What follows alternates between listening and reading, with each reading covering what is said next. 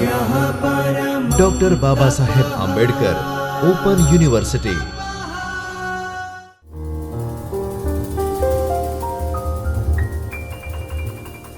નમસ્કાર. Doctor Baba Saheb Ambedkar open યુનિવર્સિટીમાં આવેલ ચૈતન્ય સ્ટુડિયોમાંથી હું ડૉક્ટર બીના પટેલ આપનું સ્વાગત કરું છું. આજે આપણે દ્વિતીય વર્ષ બીકોમ વિષય સમગ્રલક્ષી અર્થશાસ્ત્ર યુનિટ નંબર 14માં વ્યાજનો આધુનિક સિદ્ધાંત વિશે ચર્ચા કરી રહ્યા છે. તેમાં આજે આપણે કેઇન્સનું ISLM મોડલનું મહત્વ અને તેની મર્યાદાઓ વિશે ચર્ચા કરીશું.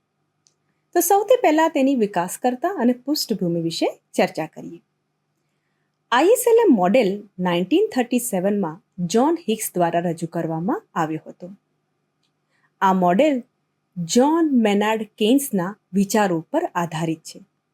તેમની પ્રસિદ્ધ પુસ્તક the General Theory of Employment, Interest and મનીમાં આ વિચારો રજૂ થયા હતા. આ મોડેલ કેન્શિયન સિદ્ધાંતને ગણિતીય અને ગ્રાફિક સ્વરૂપ આપે છે. અર્થવ્યવસ્થામાં આવક અને વ્યાજ દર વચ્ચેનો સંબંધ પણ અહીં સ્પષ્ટ કરે છે. સમગ્રલક્ષી અર્થશાસ્ત્રને સરળ રીતે સમજવા માટે આ મૂળભૂત માળખું પૂરું પાડે છે. તે દર્શાવે છે કે બજાર શક્તિઓ દ્વારા સમતુલા કેવી રીતે સ્થાપિત થાય છે. એવી જ રીતે સમકાલીન સમતુલા સાયમલ્ટેનિયસ ઇક્વિલિબ્રિયમ.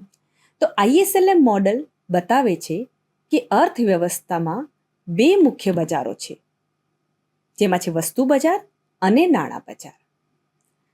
ISLM મોડેલ એ કેન્શિયન અર્થશાસ્ત્રનું મહત્વપૂર્ણ મોડેલ છે, જે ટૂંકા ગાળામાં રાષ્ટ્રીય આવક એટલે કે વાય અને વ્યાજ દર એટલે કે આર કેવી રીતે નક્કી થાય છે તે દર્શાવે છે, તે બતાવે છે. આ મોડેલ વાસ્તવિક ક્ષેત્ર અને નાણાકીય ક્ષેત્ર વચ્ચેના પરસ્પર સંબંધને સમજાવે છે. આ મોડેલને જ્હોન હિક્સ 1937 એ કેઇન્સના વિચારોને ઔપચારિક સ્વરૂપ આપ્યું. IS રેખા એટલે કે ઇન્વેસ્ટમેન્ટ સેવિંગ. તો આ IS રેખા શું દર્શાવે છે? તો વસ્તુ બજાર એટલે કે ગુડ્સ માર્કેટમાં સમતુલા દર્શાવે છે. IS રેખા એ રોકાણ અને બચતની સમતુલા દર્શાવે છે, એટલે કે ઇન્વેસ્ટમેન્ટ સેવિંગ. એનો મુખ્ય વિચાર જોઈએ તો જ્યારે કુલ ઉત્પાદન એટલે કે આવક સમાન હોય તો Y=C+I+G જોવા મળે છે. એટલે આવક એ હંમેશા ઉપભોગ એટલે કે વપરાશ પ્લસ રોકાણ પ્લસ સરકારી ખર્ચથી સમાવિત થાય છે. બીજું, IS રેખા એ નીચે તરફ ઢળતી હોય છે. તેના ચોક્કસ કારણો છે. તેના ઢાળ થવાના કેમ નીચે તરફ ઢળતી હોય છે?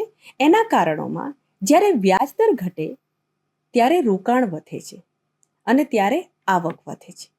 એનાથી વિપરીત જ્યારે વ્યાજ દર વધે ત્યારે રોકાણ ઘટે છે અને આવક ઘટે છે.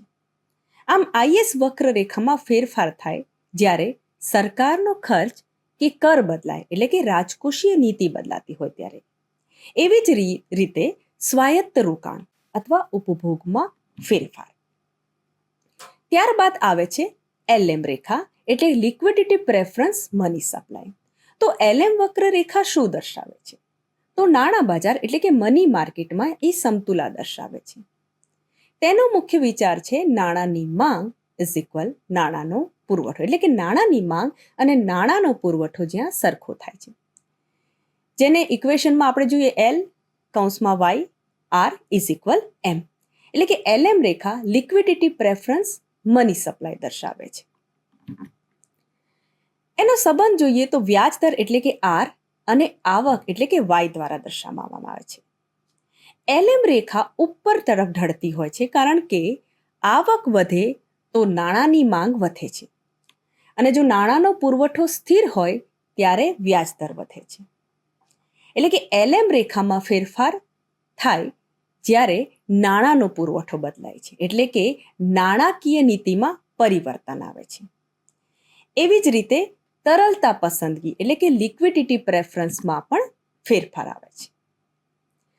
હવે જોઈએ IS-LM સમતુલા. IS અને LM રેખાના છેદ બિંદુ પરથી નક્કી થાય છે. સમતુલા એટલે કે સમતુલાની આવક એટલે કે વાય દ્વારા દર્શાવવામાં આવે છે. સમતુલા વ્યાજ દર આર દ્વારા દર્શાવવામાં આવે છે.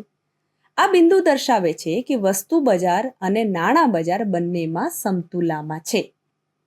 જો કોઈ એક બજારમાં અસમતુલા થાય તો બીજું બજાર પણ પ્રભાવિત થાય છે. આ મોડેલ અર્થવ્યવસ્થાની આંતરિક પરસ્પર નિર્ભરતા સમજાવે છે.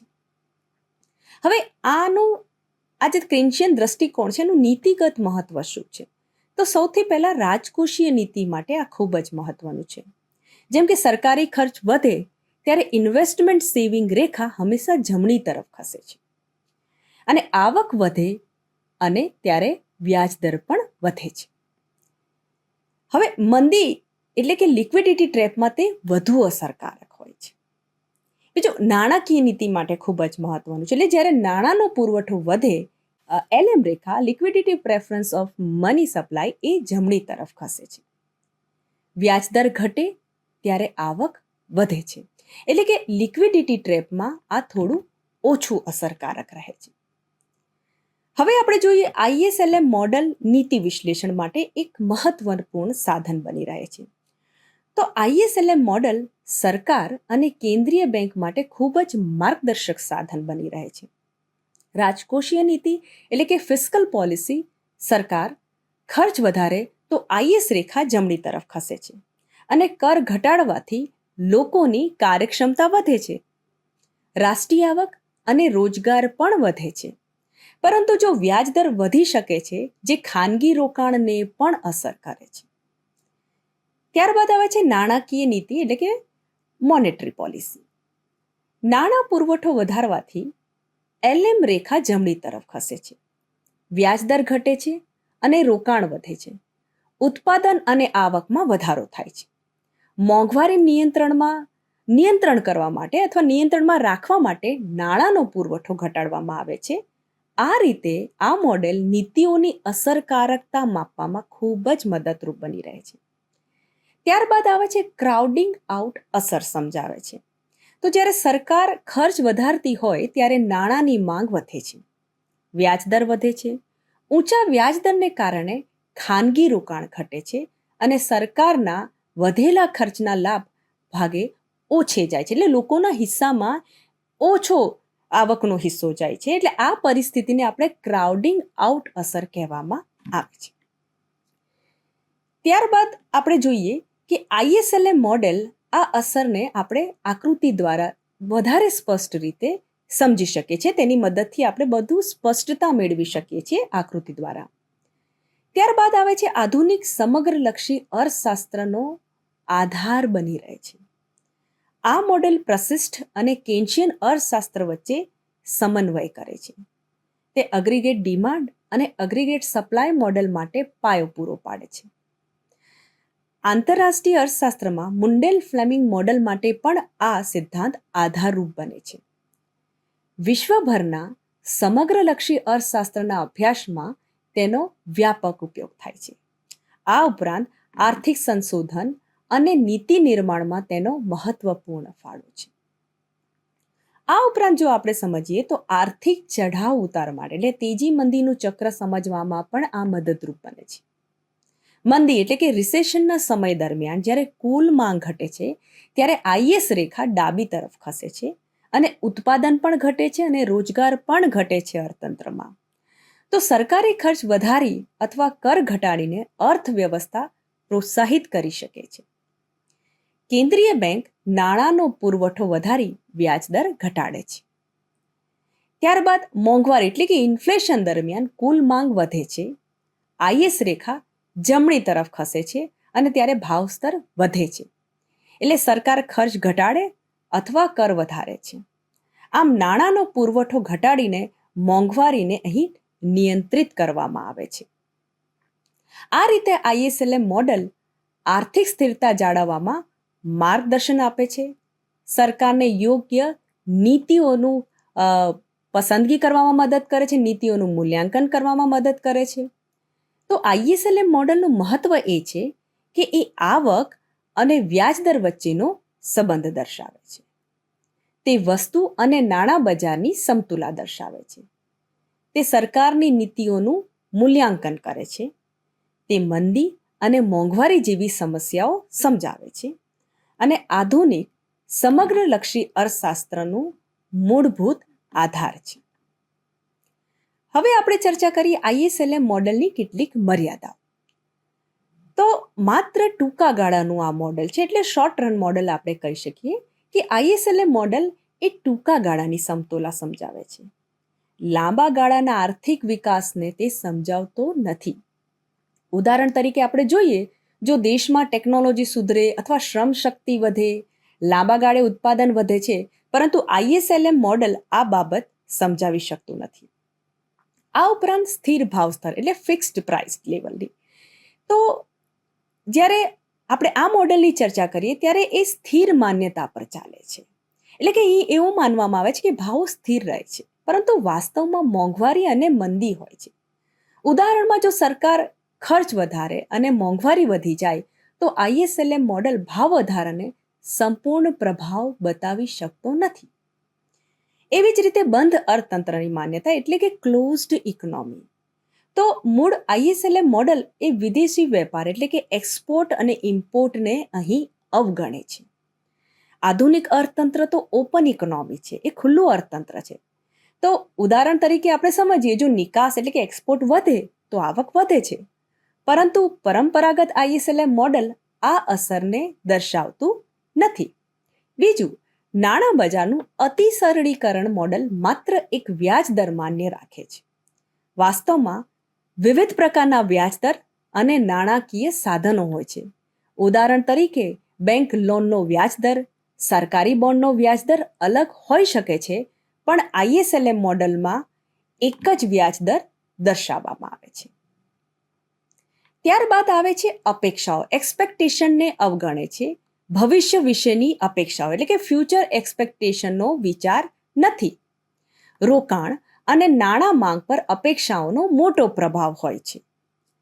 ઉદાહરણ તરીકે જોઈએ, જો ઉદ્યોગપતિઓને ભવિષ્યમાં મંદીની આશંકા હોય તો તેઓ રોકાણ ઘટાડે, ભલે વ્યાજ દર ઓછો હોય. બીજો, લિક્વિડિટી ટ્રેપની સમસ્યા. લિક્વિડિટી ટ્રેપમાં નાણાકીય નીતિ બિનઅસરકારક બની જાય છે. આ મોડેલ આ સ્થિતિ દર્શાવે છે, પણ તેનો ઉકેલ નથી આપતો. ઉદાહરણ તરીકે જો વ્યાજ દર ખૂબ ઓછો હોય અને લોકો નાણાં રોકડ રૂપે જ રાખે તો નાણાં પુરવઠો વધારવાથી પણ રોકાણ વધતું નથી. ત્યારબાદ આવે છે ગતિશીલતા, ડાયનેમિક એનાલિસિસનો અભાવ. LM મોડેલ સ્થિર એટલે કે સ્ટેટિક વિશ્લેષણ કરે છે. સમય સાથે કેવી રીતે ફેરફાર થાય છે તે દર્શાવતું નથી. ઉદાહરણ તરીકે સરકાર ખર્ચ વધાર્યા પછી અર્થતંત્ર ધીમે ધીમે સમતોલા સુધી પહોંચે છે, પણ આ પ્રક્રિયા આ મોડેલ સમજાવતું નથી. બીજું, પુરવઠા તરફના પરિબળોને પણ અહીં અવગણવામાં આવ્યા છે. એટલે આ મોડેલ મુખ્યત્વે માંગ એટલે કે ડિમાન્ડ પર આધારિત છે. ઉત્પાદન ક્ષમતા અને ઉત્પાદકતા જેવા પરિબળોને અવગણે છે. ઉદાહરણ તરીકે જો ઉત્પાદન ખર્ચ વધે, જેમ કે ઓઇલના ભાવ વધે તો મોંઘવારી થાય છે, પણ ISLM મોડેલ આ સ્થિતિ સંપૂર્ણ રીતે સમજાવી શકતું નથી. ISLM મોડેલ ટૂંકા ગાળાના આવક અને વ્યાજ દરના નિર્ધારણ માટે ઉપયોગી છે, પરંતુ લાંબા ગાળાના વિકાસને સમજાવી શકતું નથી. ભાવ સ્તર અને અપેક્ષાઓને પણ અવગણે છે. આમ આધુનિક ખુલ્લા અર્થતંત્ર માટે તે સંપૂર્ણ યોગ્ય બનતું નથી. આથી ISLM મોડેલ એ શૈક્ષણિક રીતે મહત્વપૂર્ણ છે, પરંતુ સંપૂર્ણ આર્થિક સિદ્ધાંત નથી. આમ છતાં આ સિદ્ધાંતમાં વસ્તુઓના ભાવમાં ફેરફાર થવાની શક્યતાને અવગણવામાં આવી છે. આમ આપણે એનું ઓવરઓલ નિષ્કર્ષ જોઈએ કે હિક્સ અને હેન્સને વસ્તુ બજાર અને નાણાં બજારની સમતુલા દ્વારા બંને બજારોનો સમન્વય કરીને તરલતા પસંદગીનો સિદ્ધાંત અને ધિરાણ ભંડોળના સિદ્ધાંતની ખામી દૂર કરવાનો પ્રયાસ કર્યો છે અને નાણાકીય પરિબળો અને વાસ્તવિક પરિબળોના સમન્વયથી વ્યાજ નિર્ધારણ સમજાવવાનો પ્રયાસ કર્યો છે. Thank you.